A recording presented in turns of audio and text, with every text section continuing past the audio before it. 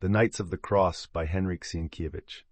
If you really enjoy my work, you can buy me a coffee using the link below the video. Chapter 59. Prince and Princess Janusz had left with part of the court for the spring fishing at Cherska, of which sport he was extremely fond, and loved it above all others. The Bohemian got much important information from Mikołaj of Długolas, treating of private affairs as well as of the war. First, he learned that Mako had apparently given up his intended route to Zmudz, the Prussian enclosure, that a few days ago he had left for Warsaw, where he found the princely pair. As to the war, old Mikołaj informed him all that he had already heard in Szczytno.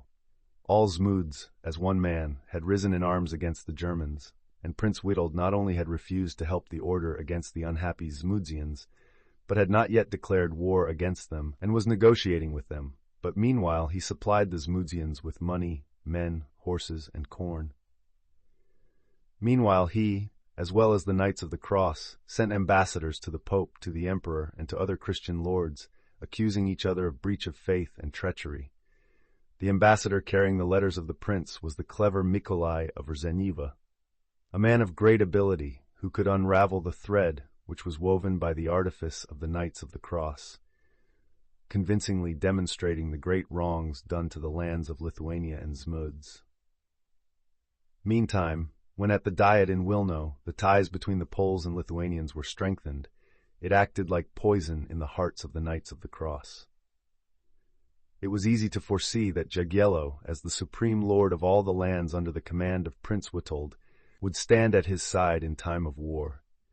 Count Jan Sane, the Comther of Grudzia, and Count Schwarzburg of Danzig went at the request of the Grand Master to see the king and asked him what might be expected from him. Although they brought him falcons and costly presents, he told them nothing.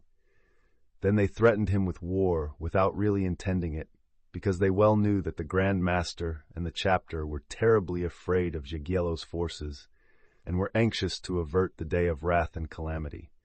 All their schemes were broken like cobwebs, especially with Prince Witold.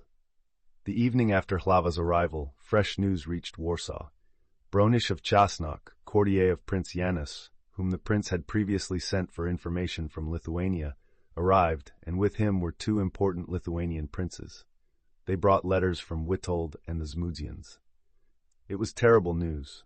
The order was preparing for war. The fortresses were being strengthened, ammunition manufactured, soldiers, knechts, and knights were gathering at the frontier, and the lighter bodies of cavalry and infantry had already crossed the frontier near Ragneti, Gotteswerder, and other border strongholds. The din of war was already heard in the forests, fields, and villages, and during the night the woods were seen on fire along the dark sea. Witold finally received Zmudz under his overt protection. He sent his governors and wagons with armed people he placed under the most famous warrior Szkierwojło. He broke into Prussia, burned, destroyed, and devastated. The prince himself approached with his army toward Zmudz. Some fortresses he provisioned, others, Kauno, for instance, he destroyed, so that the Knights of the Cross might find no support. It was no more a secret that at the advent of winter, when the swamps should be frozen, or even earlier than that, if the season was dry, a great war would break out, which would embrace all the lands of Lithuania, Zmudz, and Prussia. But should the king rush to the assistance of Witold, then a day must follow in which the flood would inundate the German or the other half of the world, or would be forced back for long ages into its original riverbed. But that was not to happen yet. Meanwhile, the sighs of the Zmudzians, their despairing complaints of the wrongs done to them, and their appeals for justice were heard everywhere. They also read letters concerning the unfortunate people in Krakow, Prague, in the Pope's court, and in other Western countries. The nobleman brought an open letter to Prince Janusz from Bronisz of Czosnok. Many a Mazovian involuntarily laid his hand on his sword at his side and considered seriously whether voluntarily to enroll under the standard of Witold. It was known that the great prince would be glad to have with him the valiant Polish nobles, who were as valorous in battle as the Lithuanian and Zmudzian nobility, and better disciplined and equipped than they. Others were also impelled by their hatred toward the old enemies of the Polish race, whilst others wanted to go out of compassion. Listen, Oh, listen. They appealed to the kings, princes, and to the whole Zmudzian nation. We are people of noble blood and free, but the order wants to enslave us. They do not care for our souls, but they covet our lands and wealth. Our need is already such that nothing remains for us but to gather together or kill ourselves. How can they wash us with Christian water when they themselves have unclean hands? We wish to be baptized, but not with blood and the sword. We want religion, but only such as upright monarchs shall teach, Jagiełło and Witold. Listen to us and help us, for we perish. The order does not wish to christen us for our enlightenment. They do not send us priests, but executioners. Our beehives, our flocks, and all the products of our land they have already carried away. We are not even allowed to fish or hunt in the wilds. We pray you, listen to us. They are just bending our necks under the yoke and force us to work during the night in the castles. They have carried off our children as hostages. Our wives and daughters they ravish in our presence.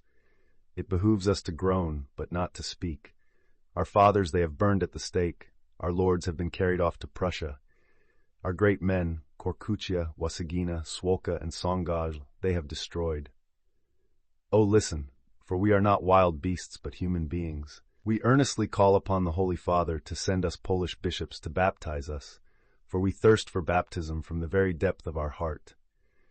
But baptism is performed with water, and not with shedding of human living blood.